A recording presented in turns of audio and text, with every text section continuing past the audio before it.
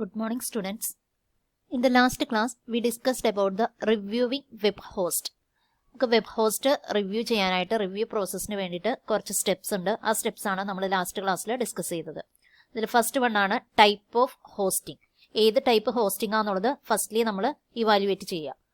Then second one എന്ന് പറയുന്ന bandwidth or traffic, ഒരു എമൗണ്ട് ഓഫ് ടൈം നമുക്ക് ഒരു ഫോർമുല അല്ലെങ്കിൽ ഒരു ബാൻഡ്വിഡ്ത്ത് ഒരു ക്ലയന്റിന് ഒരു സെർവറിൽ നിന്ന് ക്ലയന്റിലേക്ക് ഒരു എമൗണ്ട് ഓഫ് കണ്ടന്റ് നമ്മൾ സെൻഡ് ചെയ്യുമ്പോൾ അതിന്റെ ബാൻഡ്വിഡ്ത്ത് എത്രയാണെന്നുള്ളത് കാൽക്കുലേറ്റ് ചെയ്യണം. അതിനുള്ള ഇക്വേഷൻസ് നമ്മൾ ലാസ്റ്റ് ക്ലാസ്സിൽ പറഞ്ഞു. Visitors per month into page size into page per visit. അത് വെച്ചിട്ടാണ് നമ്മൾ ആ equation amount of bandwidth calculate ചെയ്യുന്നത്. നെക്സ്റ്റ് എന്ന് പറയുന്ന റിവ്യൂ പ്രോസസ്സിലെ തേർഡ് മെത്തേഡാണ് storage. Storage refers to the amount of content, data and files that we can store on our web server. നമ്മുടെ സെർവറിൽ എത്ര amount of data, content, files നമുക്ക് store ചെയ്യാം എന്നുള്ളതാണ് സ്റ്റോറേജ് എന്ന് പറഞ്ഞാൽ മീൻ ചെയ്യുന്നത്. Usually, websites do not have a greater amount of storage need, but if you are hosting video or large images or user information, you may find this to be a problem. അപ്പോൾ നമുക്കറിയാം, normally നമ്മൾ വെബ്സൈറ്റിൽ use ചെയ്യുന്നത് എന്തെങ്കിലും text files അല്ലെങ്കിൽ PDF, documents ഇതൊക്കെ ആയിരിക്കാം. ഇനി ഒരു ഗ്രേറ്റർ എമൗണ്ട് ഓഫ് സ്റ്റോറേജ് നമുക്ക് നീഡ്സ് ആവുന്ന ആ ഒരു റിക്വയർമെന്റ് വരുന്ന സമയത്ത് നമ്മൾ അല്ലെങ്കിൽ ലാർജ് വീഡിയോ ഓർ ഇമേജസ് ഒക്കെയാണ് നമ്മൾ വെബ്സൈറ്റിൽ കൊടുക്കുന്നത് എന്നുണ്ടെങ്കിലാണ് നമുക്ക് സ്റ്റോറേജ് സ്പേസിന്റെ ഒരു പ്രോബ്ലം ഒക്കെ ചെയ്യുന്നത്. A minimum of 20 GB storage space ഒരു വെബ് സെർവർ റെക്കമെൻഡ് ചെയ്യുന്നുണ്ട്. അപ്പോൾ അതിലും കൂടുതലായിട്ട് നമുക്ക് മോർ ദാൻ 20 GB ഒക്കെ വരുമ്പോഴാണ് ഒരു പ്രോബ്ലം ആയിട്ട് ഒക്കെ ചെയ്യുള്ളൂ. അല്ലാത്ത കേസിൽ നോർമലി നമ്മൾ usually minimum of 20 GB storage ആണ് ഒരു വെബ് സെർവർ റെക്കമെൻഡ് ചെയ്യുന്നത്. The next one processing power. നമ്മുടെ സ്പീഡ് ഓഫ് ദ CPU എന്നുള്ളത് എന്തോരം ഉണ്ട് എന്നുള്ളത് ഒരു ഇമ്പോർട്ടൻറ്റ് ഫാക്ടറാണ്. Processing power can be determining factor in choosing a web host, especially for a dedicated VPS hosting. ഇപ്പോൾ ഡെഡിക്കേറ്റഡ് VPS ഹോസ്റ്റിംഗ് ആണെങ്കിൽ നമ്മൾ പറഞ്ഞു ഡെഡിക്കേറ്റഡ് ഒരു സെർവർ ഉണ്ടാവും. ആ സെർവർ ഓരോ കസ്റ്റമേഴ്സിനും പാർട്ടീഷൻ ചെയ്ത് കൊടുത്തിട്ടുണ്ടാവും. Usually, web host will list the number of cores or CPUs that are available for each level of service. അപ്പോൾ ഈ വെബ് ഹോസ്റ്റ് അതിൽ നമ്പർ ഓഫ് കോഴ്സ് എത്ര ഉണ്ട്, number of CPUs, number of peripheral devices, ഇതെല്ലാം each level of സർവീസിനും apply ചെയ്തിട്ടുണ്ടാവും, list ചെയ്തിട്ടുണ്ടാവും. In general, the more course that runs at higher speed the better. അപ്പോൾ more course മീൻ more peripheral devices, നമ്മൾ use ചെയ്യുന്ന എല്ലാ ഡിവൈസസും അല്ലെങ്കിൽ അതിന്റെ CPUs ഒക്കെ വർക്ക് ചെയ്യുന്ന ഏറ്റവും ഹയർ സ്പീഡിലാണെങ്കിൽ അതാണ് ഏറ്റവും ബെറ്റർ എന്ന് പറയാം. അപ്പോൾ പ്രോസസ്സിംഗ് പവർ ഒരു മാൻഡേറ്ററി ആയിട്ടുള്ളൊരു ഫാക്ടറാണ്. Then next one quality of service or uptime. Uptime means നമുക്കറിയാം ഒരു ഇമ്പോർട്ടൻറ്റ് ഇഷ്യൂ ആണ് അപ് ടൈം എന്ന് പറഞ്ഞാൽ. കാരണം ഒരു കറക്റ്റ് പെർസെൻറ്റേജ് അപ് ടൈം ആണ് ഒരു ഗൂഗിളിന്. ഇപ്പോൾ ഫോർ എക്സാമ്പിൾ പറയുകയാണെങ്കിൽ Google needs a near 100% up time. അപ്പോൾ നമുക്ക് അതിലും താഴേക്ക് ഗൂഗിൾ പോവുകയാണെങ്കിൽ എന്താ പറയുക, നമുക്കതൊരു കംഫർട്ടബിൾ ആവില്ല. ഇപ്പോൾ ഒരു സെർച്ച് ട്രാഫിക് പ്രോബ്ലം ഒക്കെ ഒക്കർ ചെയ്യാന്ന് പറയും. അപ്പോൾ നമ്മൾ എപ്പോഴും ക്വാളിറ്റി ഓഫ് സർവീസ് മെയിൻറ്റെയിൻ ചെയ്തിട്ടുണ്ടാവണം. Uptime is very important issue to a lot of websites. For example, Google needs a near 100% uptime. If Google ever went down, there would be not only a huge loss of search traffic, but there would also be a huge loss of revenue for Google. അപ്പോൾ ഗൂഗിളിൻ്റെ ആ ഒരു revenue തന്നെ അത് പെട്ടെന്ന് താഴേക്ക് പോകാനുള്ള chance കൂടുതലാണ്. കാരണം അതിൻ്റെ quality of service means uptime ഒരു കറക്റ്റ് ടൈമിൽ നമുക്ക് ഡൗൺലോഡ് ചെയ്യാനും സെർച്ച് ചെയ്യാനൊക്കെയുള്ള ഒരു സ്പീഡ് ആ ഗൂഗിൾ മെയിൻറ്റെയിൻ ചെയ്തിട്ടുണ്ടാവണം. Therefore, we need to determine the level of uptime that is acceptable for us.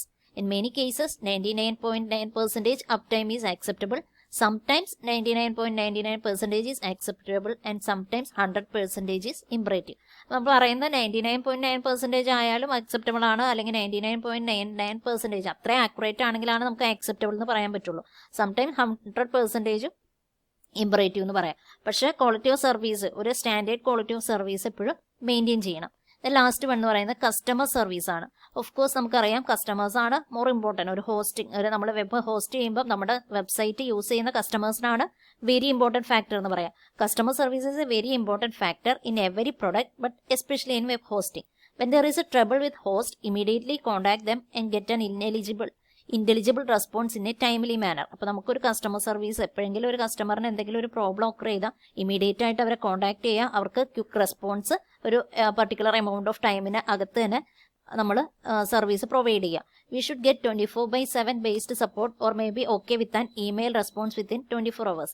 ഒന്നെങ്കിൽ 24/7 ആ ഒരു കാൽക്കുലേഷനിൽ സപ്പോർട്ട് കൊടുക്കുക, അല്ലെങ്കിൽ ഇമെയിൽ റെസ്പോൺസ് 24 hours അവൈലബിൾ ആക്കുക. അപ്പോൾ നമുക്കറിയാം എല്ലാ ഗൂഗിളിൻ്റെ ഒക്കെ നമുക്ക് ഏത് സൈറ്റിൽ എന്തെങ്കിലും പ്രോബ്ലംസ് ഒക്കെ ചെയ്താൽ നമുക്ക് സപ്പോർട്ട്, ഓൺലൈൻ സപ്പോർട്ട് എന്ന് പറഞ്ഞ് 24 hours വർക്ക് ചെയ്യുന്ന വെബ്സൈറ്റുകൾ ധാരാളമുണ്ട്. അപ്പോൾ നമ്മൾ അതുപോലെ ഒരു കസ്റ്റമർ സർവീസ് 24 hours പ്രൊവൈഡ് ചെയ്യാം. ദെൻ എങ്ങനെയാണ് ഒരു സൈറ്റ് സേവ് ചെയ്യുന്നതെന്നുള്ളത്, സേവിങ് ദ സൈറ്റ്. നമുക്കറിയാം, നമ്മൾ രജിസ്റ്റർ ചെയ്യുന്നു, അതാണ് വെബ് ഹോസ്റ്റിംഗ് എന്ന് പറയുന്നത്. അപ്പോൾ നമുക്കൊരു ഓൺലൈൻ സ്റ്റോറേജ് സ്പേസ് പ്രൊവൈഡ് ചെയ്യുന്നു. ദെൻ നമുക്ക് ആ സൈറ്റ് സേവ് ചെയ്യണം. When we browse the internet, for example in Chrome, we may want to save is the web page for future reference. നമുക്ക് ഫ്യൂച്ചർ റെഫറൻസിന് വേണ്ടിയിട്ട് ആ സൈറ്റ് സേവ് ചെയ്യണം. Google Chrome's allow to save web pages in just a few easy steps. കുറച്ച് steps follow ചെയ്ത് കഴിഞ്ഞാൽ നമുക്ക് easy ആയിട്ട് വെബ് പേജസ് അല്ലെങ്കിൽ സൈറ്റ് സേവ് ചെയ്യാനായിട്ട് പറ്റും. Depending on how the page is designed, this may include all of the corresponding code as well as the image file. നമുക്ക് code ആയാലും അല്ലെങ്കിൽ ടെക്സ്റ്റ് ഫയൽ ആയാലും ഡോക്യുമെന്റ്സ് ആയാലും ഇമേജ് ഫയൽസ് ആയാലും ഒരു പേജ് ഡിസൈൻ ചെയ്യുന്നതിനെ ഡിപ്പെൻഡ് ചെയ്തിട്ട് നമുക്ക് പെട്ടെന്ന് സേവ് ചെയ്യാൻ പറ്റും. How to save a web page in Chrome. ക്രോമിൽ, ഗൂഗിൾ ക്രോം എന്ന് പറയുന്ന വെബ് ബ്രൗസറിൽ നമ്മൾ എങ്ങനെയാണ് ഒരു വെബ് പേജ് സേവ് ചെയ്യുന്നത്. ഫസ്റ്റ് സ്റ്റെപ്പ് എന്ന് പറയുന്നത് go to web page in Chrome that we want to save. ആദ്യം ക്രോമിൽ ആ വെബ് പേജിലേക്ക് പോവുക. നമുക്ക് സേവ് ചെയ്യേണ്ട ഏത് പേജാണോ ആ പേജിലേക്ക് നമ്മൾ മൂവ് ചെയ്യുക. Then second step എന്ന് പറയുന്നത് click on Chrome's main menu button located in the upper right corner of our browser window and represented by 3 vertically aligned dots. അപ്പോൾ ആ ക്രോം നമ്മൾ ഗൂഗിൾ ക്രോമിലാണ് ഓപ്പൺ ചെയ്തിരിക്കുന്നതെങ്കിൽ ഗൂഗിൾ ക്രോമിന്റെ മെയിൻ മെനു ബട്ടൺ ഉണ്ട് ഒരു അപ്പർ റൈറ്റ് കോർണറിൽ, ആ ബ്രൗസറിന്റെ അപ്പർ റൈറ്റ് കോർണറിൽ കാണാം. അത് നമ്മൾ അതിലൊരു 3 vertically aligned dots ഉണ്ടാവും. When the drop down menu appears, hover the pointer over the more tools option to open a sub menu. അപ്പോൾ നമ്മൾ ആ ഒരു ഡോട്ട്സിൽ ക്ലിക്ക് ചെയ്ത് കഴിഞ്ഞാൽ ഒരു ഡ്രോപ്പ് ഡൗൺ മെനു അപ്പിയർ ചെയ്യും. അതിൽ നിന്ന് നമുക്ക് പോയിന്റ് ചെയ്യാനായിട്ട് പറ്റും. അതിൽ കുറേ മോർ ടൂൾസ് ഓപ്ഷൻസ് ഒക്കെ ഉണ്ട്. അതിലൊരു സബ് മെനു ഓപ്പൺ ആയിട്ട് വരും. Click on save page as to open a standard save file dialog that overlay the browser window. അതിലൊരു സേവ് എന്നുള്ള ഓപ്ഷൻ ഉണ്ട്. ആ സേവ് പേജ് ക്ലിക്ക് ചെയ്ത് കഴിഞ്ഞാൽ നമുക്ക് ഏതാണോ സേവ് ചെയ്യേണ്ട ഫയൽ ആ ഫയൽ സേവ് ചെയ്യാനായിട്ട് പറ്റും. It's appearances varies depending on operating system used. അപ്പോൾ നമുക്ക് അതിന്റെ ഡിഫറൻസ് എന്ന് പറയുന്നത് ഓരോ ഡിഫറെന്റ് ഓപ്പറേറ്റിംഗ് സിസ്റ്റം ആയിരിക്കും ഓരോരുത്തരുടെയും കയ്യിൽ. അപ്പോൾ ആ ഓപ്പറേറ്റിംഗ് സിസ്റ്റത്തിനെ ഡിപ്പെൻഡ് ചെയ്തിട്ട് അതിന്റെ അപ്പിയറൻസ് വേരി ചെയ്യും. ദെൻ നെക്സ്റ്റ് വൺ എന്ന് പറയുന്നത് select the location on our drive or removable disk where we want to save the current web page and any accompanying files. അപ്പോൾ നമുക്ക് സേവ് ചെയ്യേണ്ട ആ ക്ലിക്കിൽ നമ്മൾ ക്ലിക്ക് ചെയ്യുമ്പോൾ സേവ് എന്നുള്ള പേജിന്റെ ആ ഒരു ക്ലിക്ക് നമുക്ക് കിട്ടുന്നു. സേവ് എന്ന് പറയുന്ന ബട്ടൺ നമ്മൾ ക്ലിക്ക് ചെയ്യുന്നു. ദെൻ നമുക്ക് ലൊക്കേഷൻ പറഞ്ഞു കൊടുക്കണം. നമ്മുടെ ഡ്രൈവിൽ അല്ലെങ്കിൽ റിമൂവബിൾ ഡിസ്കിൽ എവിടെയാണോ നമ്മൾ സേവ് ചെയ്യുന്നത് ആ കറന്റ് വെബ് പേജ് അതിന്റെ കൂടെയുള്ള അക്കമ്പൈനിങ് ഫയൽസും നമ്മൾ പർട്ടിക്കുലർ ഒരു ലൊക്കേഷൻ പറഞ്ഞു കൊടുത്ത് ആ ലൊക്കേഷനിൽ സേവ് ചെയ്യുക. Click the appropriate button to complete the process. The file should now be saved to the location specified. അപ്പോൾ നമുക്ക് കറക്റ്റ് ആയിട്ട് ആ ഫയൽ നമ്മൾ പറഞ്ഞു കൊടുക്കുന്ന ആ പർട്ടിക്കുലർ ലൊക്കേഷൻ സ്പെസിഫൈ ചെയ്തിരിക്കുന്നതിൽ ഫയൽ സേവ് ആയിട്ടുണ്ടാവും. Open the folder where the file is saved. Then നമുക്ക് സേവ് ചെയ്ത ഫയൽ ഫ്യൂച്ചർ റെഫറൻസിന് വേണ്ടി എപ്പോൾ വേണമെങ്കിലും ഓപ്പൺ ചെയ്യാം. We can see an HTML file of the web page and in some cases an accompanying folder that contain code, plugin and other resources used in the creation of the web page. അപ്പോൾ ചില സമയത്ത് നമുക്ക് അതിന്റെ കൂടെയുള്ള അക്കമ്പാനിയിങ് folders അതിൽ code contain ചെയ്തിട്ടുണ്ടാവും, അല്ലെങ്കിൽ plugins എന്തെങ്കിലും ആഡ് ചെയ്തിട്ടുണ്ടാവും, റിസോഴ്സസ് ഒക്കെ ഉണ്ടാവും. അതൊരു HTML ഫയലായിട്ട് നമുക്ക് സീ ചെയ്യാനായിട്ട് പറ്റും. അപ്പം ഇങ്ങനെയാണ് നമ്മൾ സേവ് ചെയ്യുന്നത്. സേവ് ചെയ്യുന്ന ഒന്നുമില്ല, നമ്മൾ ഗൂഗിൾ ക്രോമിൽ റൈറ്റ് ക്ലിക്ക് ചെയ്ത് അതിൻ്റെ അപ്പർ കോർണർ ലെഫ്റ്ററിൽ ഒരു മെനു ഉണ്ട്. ആ മെനുവിൽ ക്ലിക്ക് ചെയ്യുമ്പോൾ ഒരു ഡ്രോപ്പ് ഡൗൺ മെനു വരും. ഡ്രോപ്പ് ഡൗൺ മെനുവിൽ സേവ് എന്നുള്ള ഓപ്ഷൻ ഉണ്ട്. നമുക്ക് സേവ് ക്ലിക്ക് ചെയ്ത് പർട്ടിക്കുലർ ലൊക്കേഷൻ പറഞ്ഞു കൊടുക്കുക. ഓക്കെ, ദെൻ നമുക്കൊരു വെബ് പേജ് സേവ് ചെയ്യാനായിട്ട് കുറച്ച് കീബോർഡ് ഷോർട്ട് കട്ട്സ് ഉണ്ട്. We can also use keyboard shortcut in place of Chrome menu to save a web page. Depending on the platform we may be able to specify HTML only or complete. നമുക്ക് keyboard short cuts use ചെയ്തിട്ടും web page save ചെയ്യാനായിട്ട് പറ്റും. അപ്പോൾ നമ്മുടെ പ്ലാറ്റ്ഫോമിനെ depend ചെയ്ത്, that is platform means operating സിസ്റ്റത്തിനെ depend ചെയ്തിട്ട് നമുക്ക് HTML ഓൺലിന്നോ അല്ലെങ്കിൽ കംപ്ലീറ്റ് ആയിട്ടോ നമുക്ക് സപ്പോർട്ടിംഗ് ഫയൽസ് ഡൗൺലോഡ് ചെയ്യാം. Click on the web page you want to copy and use the appropriate keyboard shortcut. ഇപ്പോൾ കീബോർഡ് ഷോർട്ട് കട്ട് യൂസ് ചെയ്യുന്നത് ഇപ്പോൾ ക്രോം OS ആൻഡ് വിൻഡോസിലാണെന്നുണ്ടെങ്കിൽ, ക്രോമിന് വേണ്ടിയിട്ട് നമ്മൾ ഓപ്പറേറ്റിംഗ് സിസ്റ്റം വിൻഡോസിലാണെങ്കിൽ യൂസ് Ctrl+S എന്നുള്ളതായിരിക്കും നമുക്ക് കീബോർഡിൽ ഷോർട്ട് കട്ടായിട്ട് യൂസ് ചെയ്യുക. Ctrl+S ആണ് നമ്മൾ നോർമലി ഡോക്യുമെന്റ് ഒക്കെ സേവ് ചെയ്യാനായിട്ട് കൊടുക്കുന്നത്. അത് തന്നെയാണ് വെബ് പേജിനും. ദെൻ Mac OS അല്ലെങ്കിൽ Mac OS Aira എന്ന് പറയുന്ന വെബ്സൈറ്റ് വെബ് ഓപ്പറേറ്റിംഗ് സിസ്റ്റത്തിലാണെങ്കിൽ യൂസ് Command+S എന്നുള്ളതായിരിക്കും. കാരണം അതിലെങ്ങനെ കമാൻഡ്സ് ആണ് യൂസ് ചെയ്യുന്നത്. സോ നമ്മൾ യൂസ് ചെയ്യുന്നത് Command+S എന്നുള്ള പ്രോംപ്റ്റിൽ ആ ഒരു കീബോർഡ് ഷോർട്ട് കട്ട് ആയിരിക്കും യൂസ് ചെയ്യുക. അപ്പോൾ ഓരോ ഓപ്പറേറ്റിംഗ് സിസ്റ്റത്തിനെ ഡിപ്പെൻഡ് ചെയ്തിട്ടാണ് കീബോർഡ് ഷോർട്ട് കട്ട്സ് സെലക്ട് ചെയ്യുന്നത്. Then select the destination and format in the window that open and save the file to your computer. അപ്പോൾ നമ്മളിങ്ങനെ ക്ലിക്ക് ചെയ്യുമ്പോൾ ആ സേവ് പേജ് വരും. അതിൽ പർട്ടിക്കുലർ ലൊക്കേഷൻ എവിടേക്കാണോ സേവ് ചെയ്യേണ്ട പർട്ടിക്കുലർ ലൊക്കേഷൻ പറഞ്ഞു കൊടുത്താൽ നമുക്ക് ആ വെബ് പേജ് കറക്റ്റായിട്ട് സേവ് ചെയ്യാൻ പറ്റും. ദെൻ നെക്സ്റ്റ് വൺ എന്ന് പറയുന്നത് സേവിങ് വെബ്സൈറ്റ്. നമുക്കൊരു വെബ്സൈറ്റ് മൊത്തമായിട്ട് സേവ് ചെയ്യണം എന്നുണ്ടെങ്കിലും നമുക്ക് സേവ് ചെയ്യാനായിട്ടുള്ള ഓപ്ഷൻസ് ഉണ്ട്. multiple changes to avoid losing new information. It is advisable to save the site as often as possible, especially when making to save the site. നമുക്ക് ആ site ഒരുമിച്ചും ആ വെബ്സൈറ്റിനെ നമുക്ക് സേവ് ചെയ്യാനായിട്ട് പറ്റും. അതിന് click the save at the top right of the എഡിറ്ററിന്റെ top റൈറ്റിൽ click save എന്നുള്ള ബട്ടൺ ഉണ്ട്. ആ സേവ് ബട്ടൺ ക്ലിക്ക് ചെയ്യുക, ദെൻ ഡൺ കൊടുത്തു കഴിഞ്ഞാൽ നമുക്ക് ആ വെബ്സൈറ്റ് ചേഞ്ച് ഒന്നും വരുത്താതെ തന്നെ സേവ് ചെയ്യാനായിട്ട് പറ്റും. ക്ലിക്ക് ഡൺ കൊടുക്കുക, then saving a website does not make the changes public. It also need publish the site. Publishing the site also save any changes we have made. അപ്പോൾ നമുക്ക് save ചെയ്യാനുള്ള option ഉണ്ട്. അതുപോലെ തന്നെ publish ചെയ്യാം. Site വേണമെങ്കിൽ publish ചെയ്യാം. Publish ചെയ്യുമ്പോൾ ഓൾസോ നമുക്ക് എന്തെങ്കിലും ചേഞ്ചസ് വരുത്തിയിട്ട് വീണ്ടും സേവ് ചെയ്യാനുള്ള ഓപ്ഷൻസും അവൈലബിൾ ആണ്. ദെൻ നെക്സ്റ്റ് വൺ എന്ന് പറയുന്നത് how to manually upload a website created with MS publisher. നമുക്കൊരു MS പബ്ലിഷറിൽ എങ്ങനെയാണ് മാനുവലി നമ്മളുടെ ഒരു വെബ്സൈറ്റ് ക്രിയേറ്റ് ചെയ്യുന്നതെന്നുള്ളത്. അപ്പോൾ നമ്മളിവിടെ ഡിസ്കസ് ചെയ്യുന്നതെല്ലാം നമ്മൾ HTML ലാംഗ്വേജ് വെച്ചിട്ട് ഒരു വെബ്സൈറ്റ് നമ്മൾ ഡിസൈൻ ചെയ്യുന്നത് എങ്ങനെയാണെന്ന് പഠിച്ചു. ആ വെബ്സൈറ്റ് നമ്മളിപ്പോൾ വെബ്സൈറ്റ് ഹോസ്റ്റിംഗ് ചെയ്തു. ദെൻ നമുക്കത് സേവ് ചെയ്യാനായിട്ടും പബ്ലിഷ് ചെയ്യാനായിട്ടുള്ള സ്റ്റെപ്സുകളാണ് കണ്ടത്. ദെൻ നമുക്കൊരു MS പബ്ലിഷർ വെച്ചിട്ട് ഒരു പർട്ടിക്കുലർ വെബ്സൈറ്റ് നമുക്ക് മാനുവലി അപ്ലോഡ് ചെയ്യണം. അതിനുള്ള സ്റ്റെപ്സ് ആണ് നെക്സ്റ്റ് പറയുന്നത്. Method to prepare and publish a website built in Microsoft Publisher is given below. ഒരു മൈക്രോസോഫ്റ്റ് പബ്ലിഷർ ഉണ്ട്, അത് വെച്ചിട്ട് നമുക്ക് ഈസി ആയിട്ട് പ്രിപ്പയർ ചെയ്യാനും പബ്ലിഷ് ചെയ്യാനും ഒക്കെ പറ്റും. ഫസ്റ്റ് സ്റ്റെപ്പ് എന്ന് പറയുന്നത് create an empty folder on the desktop as a new location for the files you are about to upload. നമ്മൾ അപ്ലോഡ് ചെയ്യേണ്ട ഫയൽസുകൾ നമുക്കിപ്പം അപ്ലോഡ് ചെയ്യാനായിട്ട് എത്ര ഫയൽസ് ഉണ്ടോ ആ ഫയൽസ് എല്ലാം കൂടെ നമ്മളൊരു എംപ്റ്റി ഫോൾഡറിൽ ക്രിയേറ്റ് ചെയ്ത് ന്യൂ ലൊക്കേഷൻ ഡെസ്ക്ടോപ്പിൽ കൊടുത്തിട്ട് ആ ഒരു എംപ്റ്റി ഫോൾഡർ ക്രിയേറ്റ് ചെയ്ത് അതിൽ അപ്ലോഡ് ചെയ്യേണ്ട ഫയൽസ് ഒക്കെ സേവ് ചെയ്യാം. Then open the website you created in Microsoft Publisher. Microsoft Publisher നമ്മൾ ക്രിയേറ്റ് ചെയ്യേണ്ട ആ വെബ്സൈറ്റ് ഓപ്പൺ ചെയ്യുക. Then open the home page from the pages you created if you have created more than one page. ഇപ്പോൾ എത്ര pages ഉണ്ടോ, more than one page ഉണ്ട് അല്ലെങ്കിൽ ഒരു പേജ് ഉള്ളെങ്കിൽ ആ പേജ് ഓപ്പൺ ചെയ്യുക. മോർ ദാൻ വൺ പേജ് ഉണ്ടെങ്കിൽ എല്ലാ പേജസും നമ്മൾ ഓപ്പൺ ചെയ്യാം. Then go to the file menu and select Save As. Then file മെനുവിലേക്ക് പോവുക. ഫയൽ മെനു ക്ലിക്ക് ചെയ്യുമ്പോൾ അതിൽ Save As എന്നുള്ള ഓപ്ഷൻ ഉണ്ട്. Browse to the folder you created on your desktop. നമ്മൾ ഡെസ്ക്ടോപ്പിൽ എല്ലാ ഫയൽസ് അപ്ലോഡ് ചെയ്ത് വെച്ചിട്ടുണ്ട്. ആ ഫയൽസുകളെല്ലാം ബ്രൗസ് ചെയ്ത് ആ ഫോൾഡർ ബ്രൗസ് ചെയ്തെടുക്കുക.